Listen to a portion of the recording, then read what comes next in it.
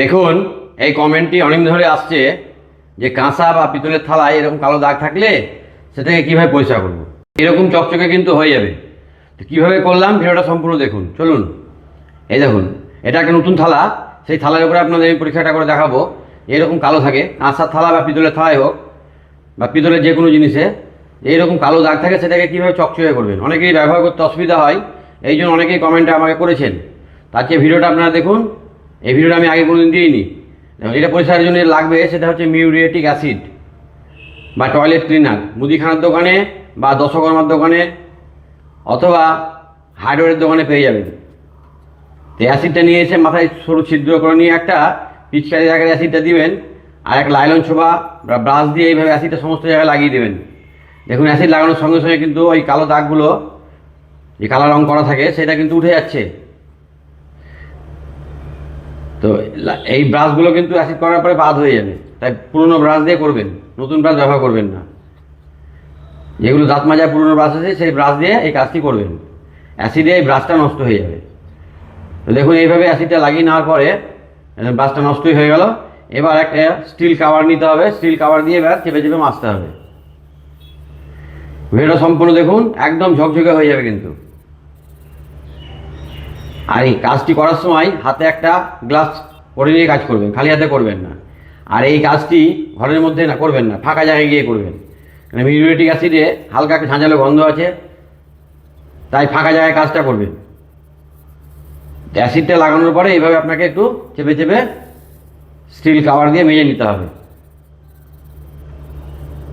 তারপরে কি করবেন পরপর আপনাদের দেখিয়ে দিচ্ছি, ভিডিওটা সম্পূর্ণ দেখুন, তাহলে আপনারাও করে নিতে পারবেন। এইভাবে যতটা উঠবে উঠিয়ে নিতে হবে। তারপরে এটাকে কি করতে হবে, ভালো করে ধুয়ে নিতে হবে। এই ধোয়ার কাজটা একটু ভালোভাবে করবেন, যেন কোনো রকম অ্যাসিড এর ভিতরে লেগে না থাকে।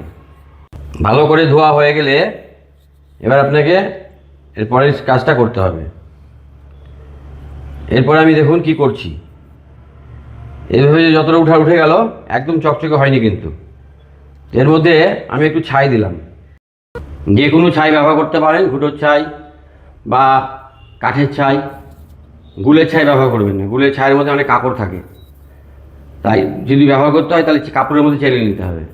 যে কোনো ছাই বাসন মাজার ক্ষেত্রে ব্যবহার করতে গেলে যদি কাপড়ের মধ্যে চেলে নেন তাহলে ভালো হবে।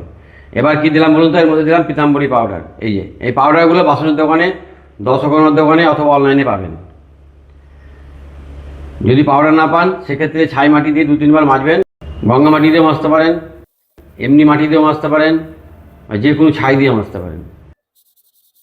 তার সঙ্গে স্টিল কাভারটি ব্যবহার করতে হবে। এইভাবে চেপে চেপে একটু মাজবেন। চেপে চেপে কয়েকবার মাজার পরে এবার এটাকে ভালো করে ধুয়ে নিতে হবে। তো কাঁসার থালা থাক বা পিতলের থালা বা পিতলের যে কোনো জিনিসে যদি এইরকম তলায় কালি দাগ থাকে, তাহলে আপনারা এই পদ্ধতিতে করতে পারেন। কমেন্ট অনেকজনাই করেছিলেন যে কাঁসার থালা ব্যবহার করতে তলায় কালো দাগ হয়ে থাকে, এটা কীভাবে পরিষ্কার করব। অ্যাসিড আর দিবেন না, একবার দিলে যথেষ্ট। এরপরে আপনারা প্রতিদিন যদি ছাই মাটি দিয়ে মাজেন বা পিতাম্বরী পাউডার দিয়ে মাজেন, একদম চকচকে হয়ে যাবে। সকলে ভালো থাকবেন, সুস্থ থাকবেন। আর ভিডিও যদি ভালো লাগে লাইক কমেন্ট শেয়ার করে পাশে থাকবেন। নমস্কার।